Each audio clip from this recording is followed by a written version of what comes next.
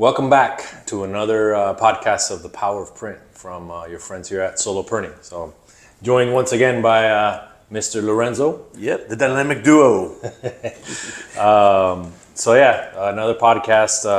Today we're going to be covering a little bit more of what start to finish, kind of what a print project looks like here at Solo at least, and so give you a better idea and understanding.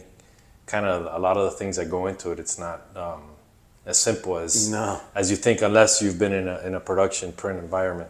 It's not hit the button, print it, and it's done in 5 minutes. So I kind of wish it was, but it's not. No, not anymore. It's got a lot more complicated, a lot more sophisticated.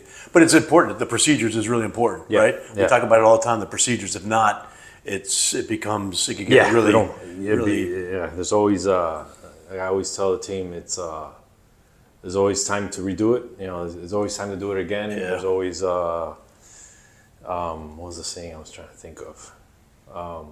Assuming, that's like a bad word. Yeah, no, absolutely. Absolutely. There's just things we learn the hard way. Oh, I assume the customer wants this. That's exactly right. Assume, man. Don't assume. So. Yeah, you're right. We've learned that the hard way, that's for sure.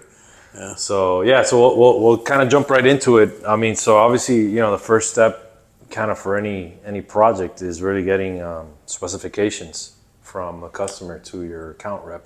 Yeah. Kind of let you. Yeah, and that's one of the ones that we talk about all the time because as a salesperson, as a seasoned salesperson, sometimes I don't practice what I preach. So I am guilty as charged most of the time, as you will remind me, and I'm guilty. But it is important that once we do get that information from our customer, most of the time our customers now, because of what the volume and the amount of work that we do and our size of our customers are pretty well groomed in the sense that they know what their expectations are and they're pretty clear.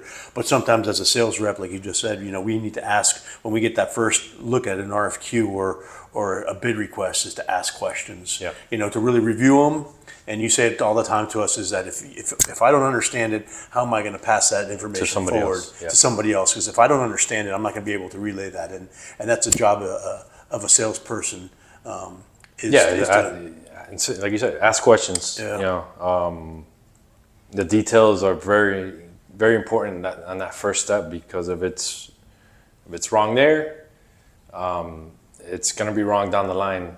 At some point, we'll catch it, and then that's the uncomfortable conversation. If it's one way or the other, which usually it's not in our favor, that we have to go back to the customer and go, hey.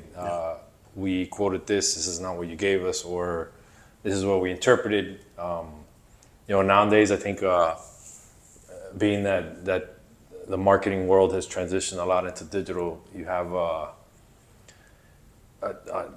buyers that aren't print savvy, right? They're learning about print as time goes. So they don't understand specs, they don't give you all the right information, and that becomes an issue down the line.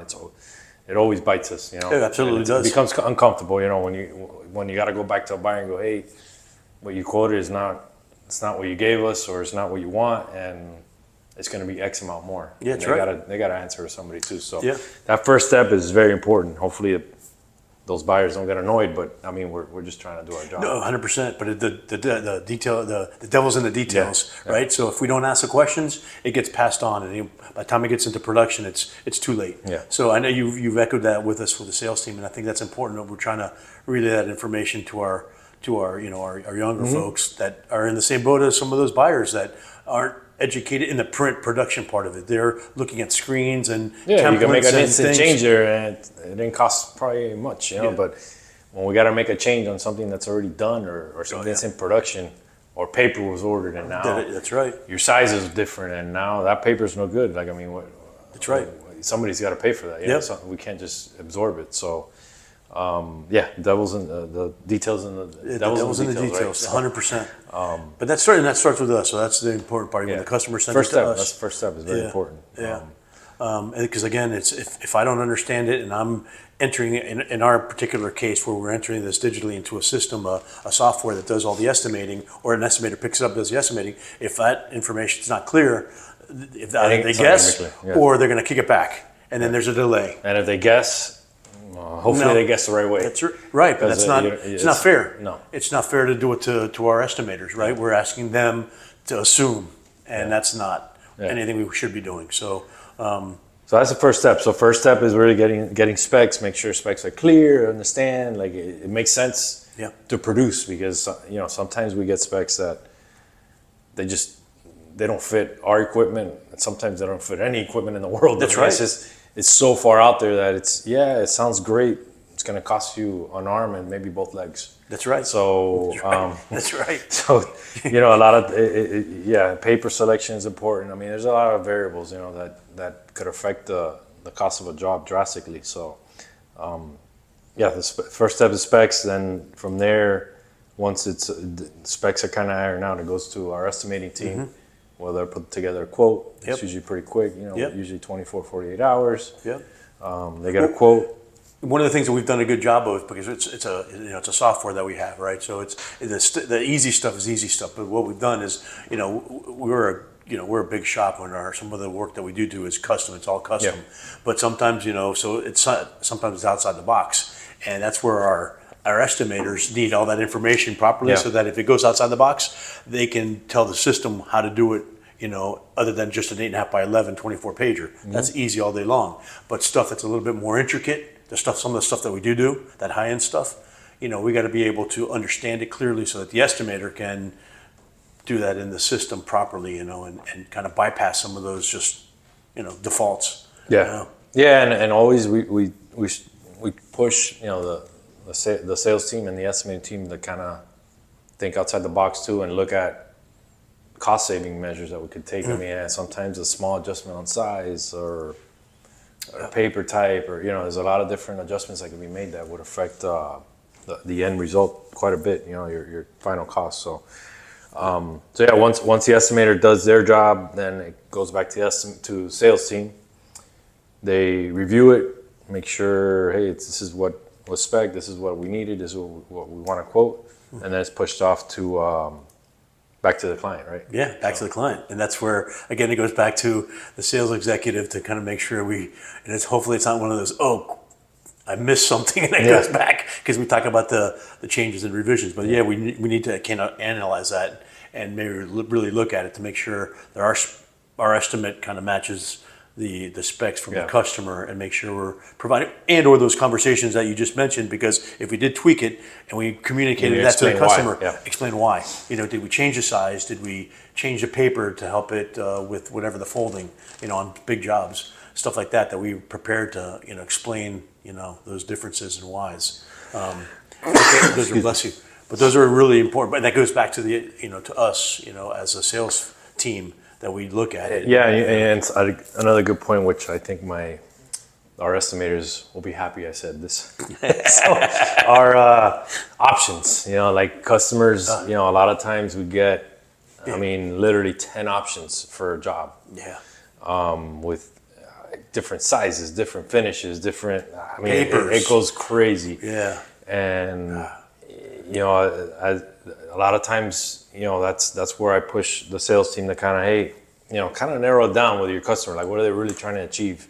Be a consultant for them, because those options, they overwhelm the estimating team, and it's just a lot of repetitive options. Like, just a lot of it doesn't make sense. So that's where, a lot of times we have to kind of push gently back on the customer and go, hey, this. Do you really need all this? Yeah, can we narrow it down and then make a final decision based on that? We'll tweak it a little if we need to, but a lot of those options, the customers don't realize that they just take a lot of time. It's a lot of work with those options, So they're just like, it's only 4, but it's 4 times 4 quantities. And then 4 quantities, so it turns into 30 quotes, and then real quickly. And then next thing you know, you have the water's really muddy. We talk about, next thing you know, you have 10 quotes out there, and they're like, which one are you, if I pick it up incorrectly, and the customer, and next thing you know, it gets pushed. It creates a whole, and you're right, we gotta push back a little bit to help kind of, streamline. And some of the options don't make sense. A small job, if you go from 80 pounds to a 70 pound, you're splitting hairs. Right.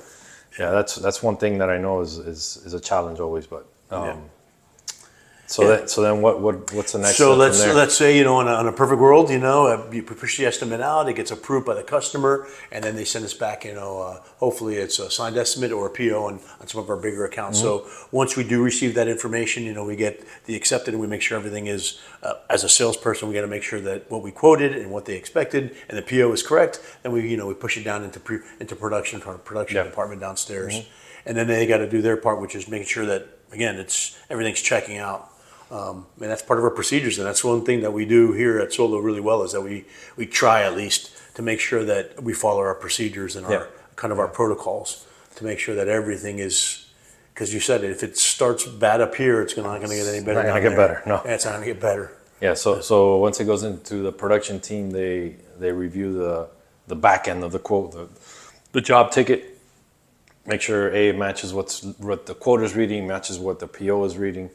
And then from there it goes to Prepress, where they'll do the final check to make sure, again, the job matches the ticket and size, like size, page count, colors, like everything matches, because that is the absolute last check. From there, if it's wrong, it's going real wrong, because now we're putting ink on paper from there. Yep. So the account management team, the production team reviews it, passes it through. Proofs are generated. They review the proofs before they go out, quickly, just a quick glance, make sure nothing sticks out. It goes to the customer, and then from there. Yeah, and that's where we kind of, hopefully, and a lot of our customers are out of town, so sometimes they see we're FedExing, but some of our local stuff, we try to run them over there and try to at least, review it with them at least on one time. They can keep them overnight so that they can do their due diligence, but it's good to have some FaceTime with some of our customers, and show them the proofs, and I think they kind of welcome it. I think it's, now that we're post all that, a couple of years ago, now people I think want to see color proofs. They want to see salesperson. I think they want to see face to face. We have a little bit of both. I mean, with the digitalization. Freaking tongue twister. Of the world. I mean, we have a lot of customers that just review PDFs. Yeah. Those customers typically aren't color critical. I mean, they're critical in their own sense, but it's not jewelry. For example. So our high-end customers all still require hard proofs. So we'll generate hard proofs. We FedEx them or UPS them. Or their local will deliver them. The sales rep will deliver them. So, again, we're only on step 2, and things will happen. I mean, it's not slow moving, but there is steps. So we're already, easily, assuming everything went one after the other. We're 3 days in the process. That's right. 3, maybe 4. That's right. Depending on how long the quote took to get approved when we got files, but that's right. I mean, if everything was happening pretty quickly, I mean, we're easily 3 days in to get a proof to a client. Yep, and that's another part of that. The getting information up front is what's their customers' expectations. When do you need this by? If it's a rush job, then okay, we need to know. But our standard operating procedure, we try to communicate that to the customer. Hey, everything takes. Nothing is push a button, like you said. Everything takes. There's processes and steps to protect them and us. And make sure we do we do it right. Again, the cut, measure 3 times and cut once. And mentality is really valid. If not, we're redoing jobs. We can't afford to do that, time wise or dollar wise. But you're right. Everything takes. Yeah, it's I mean, there's steps to it. So I mean, you have. So we did an estimate. We got an approval on the estimate, and we got the files at the same time. Pass it to production. So you're 4 days in, and then you'll see a proof. Yep. Again, in the beginnings, is a big kind of big things are packing requirements. Oh yeah. I didn't delivery. touch on that. Packing delivery. Yep. A lot of times, we don't get that till the end, and if you have specific packing requirements, that'll change the scope of the work. Or if you have delivery, again, it's getting as much information as we can up front. So. From there, I guess the next step is client approves the job, and then it goes into the schedule. Our press schedule. And then again, every job is different, because of size or different applications that need to be happened. But I mean, usually internally here, I mean, our things move around pretty quickly. They do. You know, Absolutely. you know, we do run, you know, two shifts throughout the whole plant, 5 days a week, 6 days when needed. So, you know, we have the ability to kind of shuffle things around. Yep. We have a ton of equipment, so we're able to play it around with schedules when needed. So from there, it goes to press. Again, it could take half a day on press. It could take multiple days, depending on the size of the job. That's so, right. And then from there, right into the finishing part of it. You know, we go into press, and you know, we welcome our customers to come out on press. Yeah, you know, because we at least once. At least once. Yep. To get them to come out here and take a look at the shop and see the job. You know, so they can see that it's not press a button, out it comes out 10,000 catalogs. It's not like that. It's 10,000 finished catalogs. You got 3 forms on press, one on the cover. You know, it's a lot of moving parts. But that's all part of the process and part of the procedures that we have in place. And so once it gets to press, it kind of goes, you know, once it gets approved, it does get scheduled pretty quickly. Again, depending on how much work we have in the shop, but it goes pretty quickly. Yeah. Once we get on press, it kind of it takes on its own.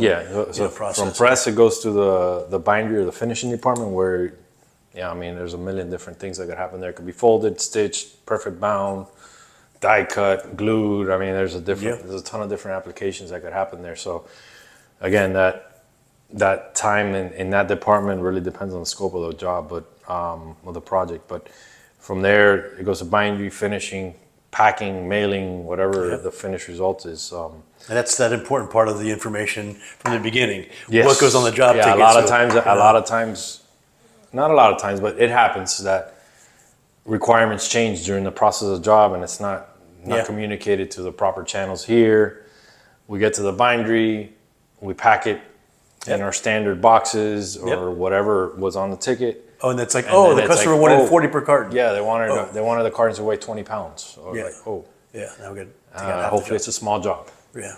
We've had cases where the customer it was an afterthought for them, and I mean, it costs us and them, you know, a lot of time and money it's time to repack, 100,000 catalogs in boxes half the size. That are this big. I mean, that's literally just working backwards. So I mean, that happens. That's why it's important to really, from our customers' point of view and ours, is like to get as much of that information up front so that we don't have those hurdles, because those hurdles delay the job, they cost money, and even not a pleasant situation. No, and then then it kind of rolls over to the next job that was that we're supposed to be doing. The guy behind it got pushed back, and it just it's a snowball effect. It's a domino effect, kind of things just trickle down, and when you have a bunch of those happen one right after the other, it affects the schedules of everybody's job. That's right. So, that's right. That's important that communication comes as early as possible. Distributions.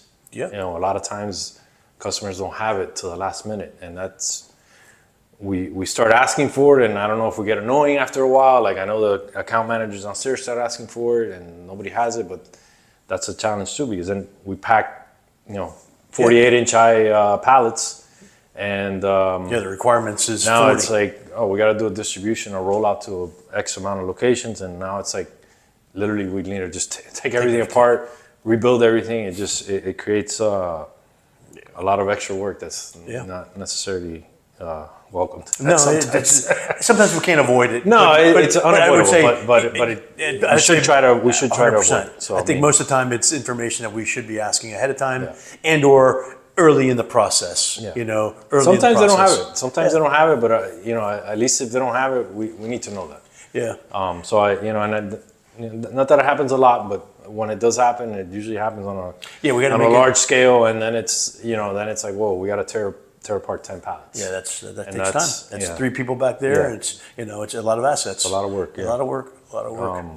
So from there, so once the finishing is done, it goes into the fulfillment and delivery department, which again, it could be truckloads, LTLs, to a location, to a DC. It could go in the mail. We do quite a bit of mail. We do a lot of different types. Yeah. So warehousing, we warehouse a lot of product for customers, and they kind of pick as needed. But that's in a nutshell. I mean, we get a question by customers all the time, like, what's your turnaround time? Well, it depends on the project. Right. I mean, some projects could be as fast as a few days, and some could take weeks and weeks of production. I mean, so much time in the day, and some jobs are just they're enormous. They require take a lot time. of Yeah. It takes time.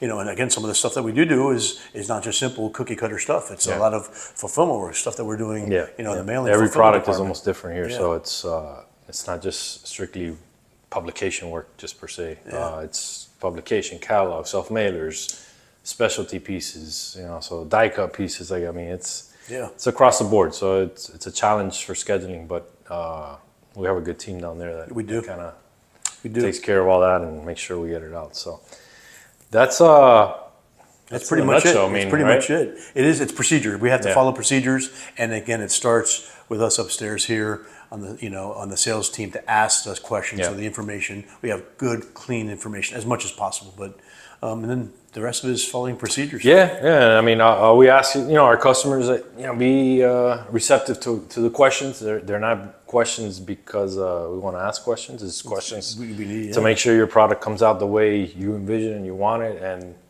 that you don't have any surprises.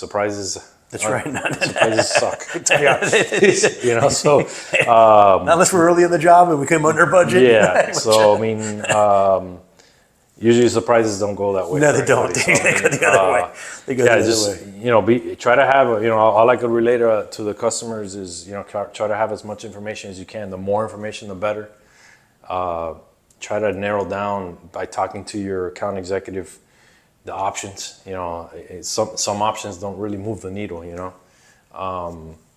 And so you don't have 10 estimates to look at. I mean, it becomes overwhelming too. It's like, absolutely. So just if you have artwork, I mean, a lot of times we get, some covers, for example, of a product, and we'll send it, we'll kind of review with the team downstairs, the press room manager, like, hey, they want to do a spot UV here. Do you think that's going to make a difference? Sometimes the background doesn't allow it. It looks like there's nothing there. That's right. You spend thousands of dollars, and then somebody's gonna have to explain why they. Why I don't get the effect that I was looking for. So communicate with your account executive. I mean, they're knowledgeable and they're here to help you. So yeah, absolutely. And it starts with us asking questions and getting good information. But it's part of the processes in the life of printing that we chose. So so it behooves us to, and we do a really good job of it. So all kidding aside, we do, and we take a lot of pride in it. At least to not be annoying when we do ask those questions, and then just kind of keep learning and then sharing that information with our younger people that we got. Our younger folks that we're hiring. So that's about it for today. I think we covered kind of a wide range of what project looks like here and how it gets out the door. And then hopefully it gets out the door, invoice it, and get paid. Yeah, and then give us another one. Give us another order. Keep them coming. Keep the orders coming. So thanks again for listening in, and look forward to the next one. Yeah, have a great day. All right.